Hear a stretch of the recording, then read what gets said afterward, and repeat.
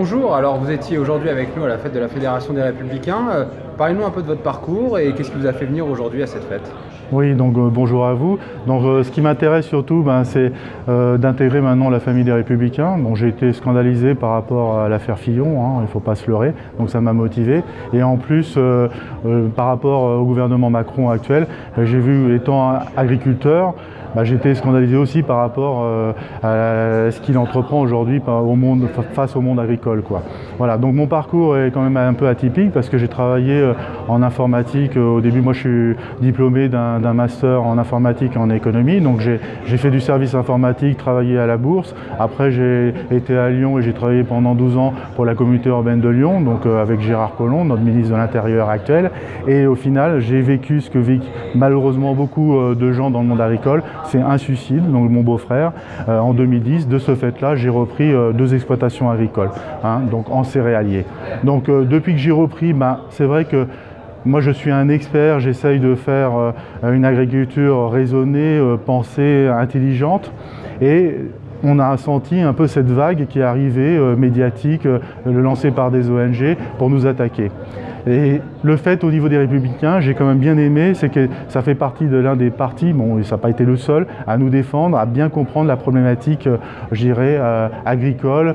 Et je dirais, étant républicain agriculteur, ça allait de soi que, en fin de compte, que je revienne, que je participe, que je m'initie justement au sein des Républicains. Est-ce que vous trouvez que les partis politiques font suffisamment de place et écoutent suffisamment ces acteurs de ce qu'on appelle aujourd'hui la société civile? Et pas du tout, justement. Je suis un peu scandalisé de voir qu'on écoute surtout des ONG qui se basent souvent des rapports non scientifiques et qu'on laisse de côté les scientifiques.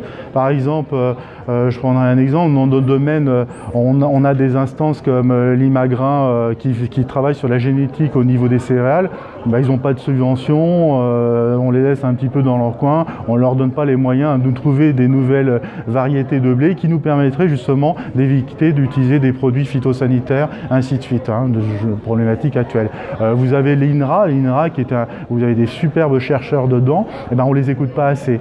Bon, j'ai été assez content moyennement que Nicolas Hulot, lors du salon de l'agriculture, ait passé voir leur stand pour parler justement de la problématique glyphosate, pour voir comment on pouvait s'en débarrasser. Eux, ils ont été clairs, ils ont dit qu'en fin de compte, dans 30% des cas, peut-être, ils étaient capables de trouver une solution alternative, mais pour 20% des cas, il n'y aura jamais de solution, quoi. Surtout dans des terres comme moi j'ai ici en Seine-Maritime, où ce sont des terres très argileuses, et de ce fait, si vous êtes obligé de labourer et tout, vous perdez en rendement. Aujourd'hui, j'arrive à faire 8 tonnes à l'hectare, je descendrai à 4 tonnes à l'hectare. À 4 tonnes à l'hectare, avec les charges, avec toutes les contraintes financières qu'on a aujourd'hui, on est une société classique, comme tout le monde, comme toute entreprise, et on s'en sortira pas. Là, on a la concurrence mondiale, c'est pas la peine, donc on fermera boutique. Résultat des courses, il y aura quoi à la place de mon exploitation? Il y aura forcément des arbres qui vont pousser, des ronciers, des acacias, enfin ça sera scandaleux, et ça sera même au détriment je dirais, du tourisme, parce que les touristes aujourd'hui en France, ils aiment bien venir dans notre pays parce que justement il y a des agriculteurs qui le façonnent, qui l'entretiennent depuis des générations. Alors si je dois filer la métaphore agricole, est-ce que pour vous aujourd'hui les Républicains labourent suffisamment leur sillon pour avoir une bonne récolte? Alors pas encore, je trouve qu'il y a beaucoup de travail à faire. Il faut absolument lancer des débats, je dirais par exemple dans l'agricole, ils auraient pu contacter tous les agriculteurs pour faire un débat public, pour voir le ressenti. On trouve qu'il y a quand même un problème entre les élus et les gens qui vivent au quotidien. Ça c'est clair qu'il faut. Moi je suis scandalisé par rapport à la réforme qui a été faite au niveau de l'Assemblée nationale de réduire les députés, parce que les députés, on avait la chance de les voir encore sur le terrain. Qui représentaient les territoires, il y en avait, c'était bien le nombre qu'ils avaient, et aujourd'hui on va les diminuer, du coup on va avoir leur assistant, donc parler à une personne interposée de problématiques concrètes, ça va poser problème. Moi je trouve que c'est une mauvaise loi au final. C'est très clair. Merci beaucoup en tout cas, et merci puis à vous.